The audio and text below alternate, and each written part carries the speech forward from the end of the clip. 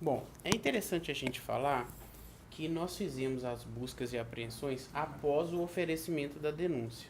Isso quer dizer que a gente já tinha provas suficientes, indícios de participação ilícita das pessoas denunciadas, entre elas 3 vereadores, alguns assessores e até mesmo alguns particulares que participaram dessa ação criminosa.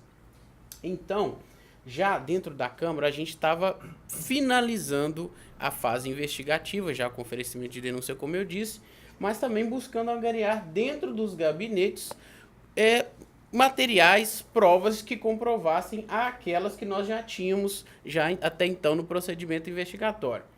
É muito importante também ressaltar que a gente já sabia que os investigadores, né, tinham conhecimento que estavam sendo investigados e também que era bem possível que ocorresse uma ação como dessas na Câmara Municipal. Mas as buscas foram proveitosas, nós já obtivemos alguns documentos que comprovaram que serviram para alicerçar ainda mais a denúncia que foi oferecida. Doutor Bruno, eu gostaria só que o senhor detalhasse aqui o que motivou o início dessa operação. Qual foi a principal denúncia? Bom, nós iniciamos essa investigação a partir de uma outra, que era oriunda também de um vereador, então assessor parlamentar, Rogerinho, e quando iniciamos essa investigação, já passamos a apurar, né, não somente essa pessoa, né, que é o vereador Rogerinho, mas como também toda a Câmara Municipal, todos os vereadores que estão lá. Em que ano? Em curso do mandato. Nós começamos a investigação em 2016, essa primeira investigação. Oferecemos denúncia, já está em curso o processo, então, e a partir de então pedimos para que houvesse um desmembramento e o juiz autorizou para que nós continuássemos a investigar, neste caso, todas as propinas da Câmara. Promotor, a gente também obteve relatos, né, durante o fim de semana de possíveis testemunhas que estariam sendo coagidas, né? O que essas testemunhas devem fazer nesse caso? Bom, todos devem nos procurar. É muito importante salientar isso, que nós estamos aqui abertos, as nossas portas estão abertas, consideramos os assessores até então como vítimas, eles não tinham opção, né, nesse mundo tão difícil de emprego, ou dava parte do seu salário, muitas vezes metade, até um pouco mais, ou então não ficava lá dentro. Então é muito importante ressaltar que nos procurem, que noticiem, que sejam, para que nós possamos continuar as investigações como de fato estamos fazendo para envolver todas as pessoas que praticam esses atos ilícitos. Doutor, como passa da continuação dessas investigações, doutor, o senhor poderia relatar para a gente? Bom, essas, como eu já disse, nós oferecemos denúncia.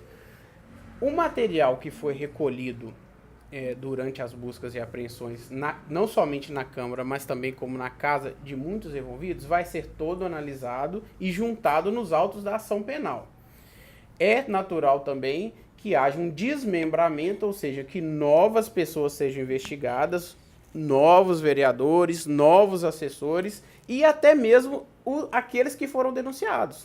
No curso dessa análise documental, a gente pode encontrar indícios de outros crimes e aí nós teremos que investigar tudo. Tem previsão de quando vai terminar essa análise dessas provas que foram recolhidas?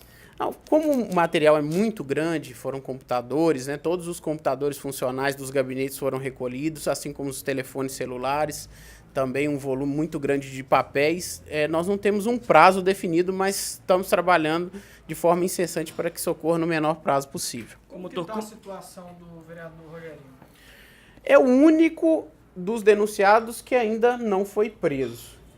Estamos procurando, as diligências continuam. Para nós está foragido, o que só corrobora com um dos nossos pedidos. Falamos que era necessário prendê-lo para que não fosse, não houvesse reiteração criminosa, já que ele foi denunciado já anteriormente por nós, e também agora ele está mostrando que está foragido da justiça. É mais um fundamento para manter a prisão preventiva dele. E desde sexta-feira, né? Está foragido. Desde sexta-feira não temos informações sobre o paradeiro dele. Até então não encontramos. Como que esses repasses eram feitos?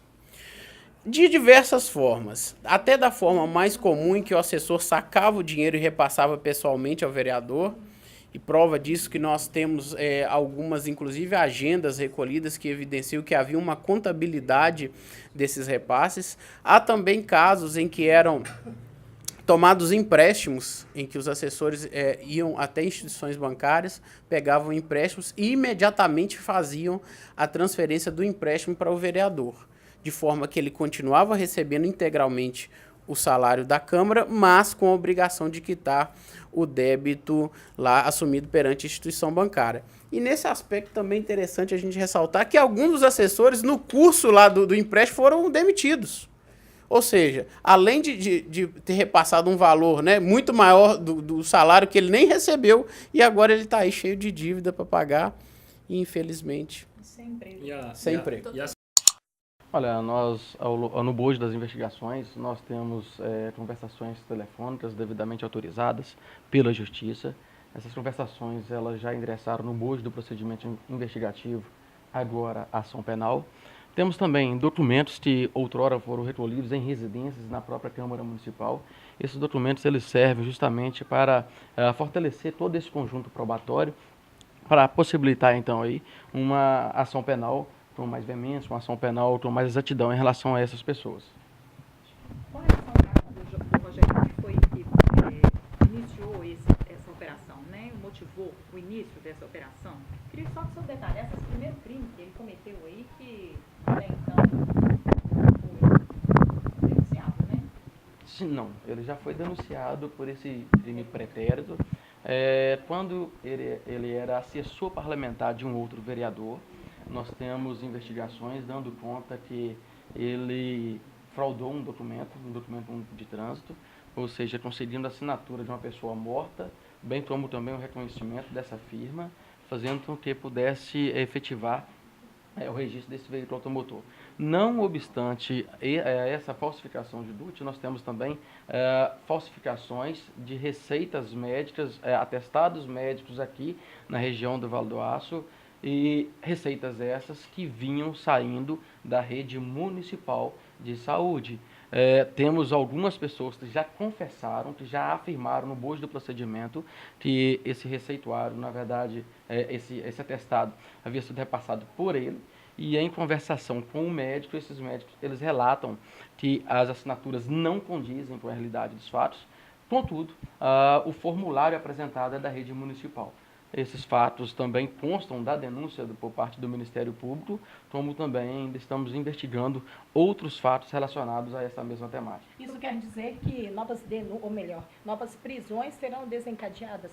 Olha, como já foi procedido a denúncia por parte do Ministério Público e conforme também os promotores já disseram aqui, as investigações elas estão sendo partilhadas justamente aí para que possamos atingir outros fatos, outras condutas delitivas, para que no futuro próximo aí possamos apontar também aí essas pessoas envolvidas em outras ações delitivas. Delegado, sobre o vereador Paulo Reis, também é um dos investigados, existe algum mandado de prisão preventiva para ele também, ou a intenção de fazer esse pedido? Olha, em relação ao vereador Paulo Reis, consta denúncia contra ele, hoje não consta mandado de prisão contra ele. As investigações, conforme já dissemos, elas ainda estão em andamento. Agora, é claro que não só ele, mas como todos os demais, se o Ministério Público entender adiante, no bojo das investigações, pela necessidade, certamente o farão. Delegado, quem que são os indiciados? Nós temos assessores, nós temos empresários, por exemplo, pessoas que deixavam se utilizar para manipular esses repasses ou para esconder esses repasses. A exemplo de uma pessoa aqui, dono de empresa de celular, em que fazia emprestar o seu nome e a sua conta bancária para que os empréstimos que saíam do Sicob fossem direcionados a essa conta bancária. Ele retirava esses valores e fazia devolver a parlamentares. E existe algum indício de um chefe dessa quadrilha aí? Olha, na verdade nós estamos trabalhando aqui com vários fatos. E esses fatos nós temos, em cada gabinete, nós temos possibilidade da presença, né, de assessores, nós temos possibilidade de presença também de chefes de gabinete, tanto é que um chefe de gabinete hoje encontra-se preso. Mas, conforme nós dissemos, essas investigações, elas ainda estão em andamento e certamente no findar nós conseguiríamos aí apontar não só os nomes já existentes, mas também outros nomes. Os dois estão presos na Deno Moreira? Sim, os dois eles foram encaminhados para Deno Moreira de Carvalho, onde aguardam aí. Tem algum outro vereador que também está sendo investigado, porque lá tem os 19 e já foram divulgados aí 4 que tiveram buscas e apreensões feitas nos seus gabinetes. Tem mais algum aí que está investigado? Sim, nós temos outros vereadores que também estão sendo investigados em fatos outros e também nas mesmas modalidades, mas momentaneamente em relação a esses outros nós preferimos não mencionar nomes, até também para não fazer injustiça, porque nós ainda estamos tentando colher provas e indícios suficientes para possibilitar essa ação penal. Por enquanto, são dois vereadores já com constrição, são 3 vereadores denunciados, assessores que se prontificavam a ser intermediários, como os colegas estavam dizendo. Nem todos os assessores são envolvidos com a criminalidade, a maioria se posicionava ali como vítima, e acreditamos que vamos ainda evoluir mais. Essa é uma primeira fase, uma primeira ação penal, com busca, com prisão, e acreditamos até a notícia muito mais elástica. E já temos uma perspectiva de produção de prova muito boa, e acredito que, quiçá, vamos atingir. Nunca vamos conseguir debelar a criminalidade como um todo, né? Principalmente a de colarinho branco, mas acredito que com essa investida e com as demais que virão, isso permitirá ao poder público, né, seja através do Ministério Público, da Curadoria de Patrimônio Público, com a improbidade administrativa, com seu poder de requisitar e recomendar, seja através do próprio poder político, a própria Casa Legislativa pode buscar um sancionamento político para esse tipo de prática, para que isso não se cronifique, porque era uma prática, acredito que até então é uma prática quase que cronificada, antiga, e que precisa ser debelada e ser enfrentada, seja por nós na seara penal, seja pelo colega da improbidade administrativa, seja pela própria Casa Legislativa. Teria como citar o nome dos 3 vereadores? Os vereadores já denunciados. Os vereadores já denunciados é o vereador Rogério, Luiz Márcio e Paulo, né? E os assessores é o Ivan, mas nós ainda estamos assim, nós trabalhamos no domingo, no sábado, temos outras perspectivas, acredito que essa semana ainda teremos novidades, até porque colhemos fatos graves nesse final de semana, e quiçá vamos assim ter outras providências a tomar durante essa semana. Isso quer dizer que haverá outros denunciados também que serão, de certa forma, averiguados aí pela operação? Certo, nós no GAECOS, tanto para ação penal quanto prisões, buscas, nós somos cautelosos. No primeiro momento, é uma medida que constringe, que traz um certo escândalo à ação penal por si só, então tem que ser cauteloso. Mas a notícia ela é muito mais ampla do que essa primeira fase. Então estamos trabalhando para poder atingir o máximo dessa criminalidade para que ela não se perpetue. Sou promotor aqui do GAECO. Matheus, na sua explicação aqui para a imprensa, o senhor falou sobre que esse crime ele ultrapassa as barreiras do legislativo, né, chegando até o executivo. Em base em que informação que o senhor faz essa afirmação? Bom, a denúncia ela trata, dentre outros crimes lá apontados, de concussão, do crime de concussão, de peculato, de falsidade ideológica e de lavagem de dinheiro. O esquema é muito simples e ele é até observado já em outras câmaras legislativas do nosso país. O assessor era contratado e era exigido dele que devolvesse parte do dinheiro para o vereador contratante. Nesse esquema também, alguns assessores participaram, outros, a grande maioria, nós ainda estamos entendendo como vítimas desse esquema criminoso. E esse esquema criminoso que foi desbaratado pelo GAECO, a gente vê que isso já ocorria já há algum tempo, já foi mensurado inclusive na ação penal, e ficou nítido de que o cidadão de bem aqui de Ipatinga, pagador de seus impostos, tem o seu dinheiro muitas vezes desviado, como em operações criminosas como essa, em que esse dinheiro é utilizado não só para engordar os cofres dos vereadores, mas também para alimentar um sistema de campanhas, de um sistema de chamar pessoas, pagar lideranças de bairro, tudo visando as próximas eleições. Então o sistema criminoso como um todo foi desbaratado e nós acreditamos que daqui para frente a conduta seja a de cessar essa atuação criminosa, mas ainda estamos em investigações. Inclusive, é bom aqui deixar registrado que durante as investigações, inclusive no final de semana, nós constatamos ingerências indevidas de alguns investigados e a punição será, em breve, destinada a eles. Okay? Vocês têm em mente qual o valor que foi desviado até agora? Olha, os valores ainda estão em apuração, mas eram devolvidos aí a depender do assessor. Quanto maior o salário, maior o numerário de devolução. A gente apurou aí, em alguns casos, a devolução de R$ 800 a R$ 1.000 por mês. A exigência dessa devolução indevida do dinheiro por parte do servidor. E isso, como foi perguntado aqui, não se estendia só ao servidor da Câmara, mas também aos servidores do próprio Executivo, porque o vereador, o parlamentar, ele indicava esse servidor lá do Executivo e, com base nisso, ele se achava no direito de extorquir, de exigir indevidamente desse servidor parte da sua remuneração de volta. Vale ressaltar que nesse primeiro momento os assessores estão sendo tratados como vítimas, né? Isso é bom destacar, porque nesse primeiro momento, todos os assessores, salvo aqueles já denunciados, estão sendo tratados como vítima. E caso não compareçam ao GAECO para prestar as suas versões, né, e entregar o que eles sabem sobre os fatos, pode ser que no desenrolar das investigações hajam provas de que eles estariam em conluio com os parlamentares.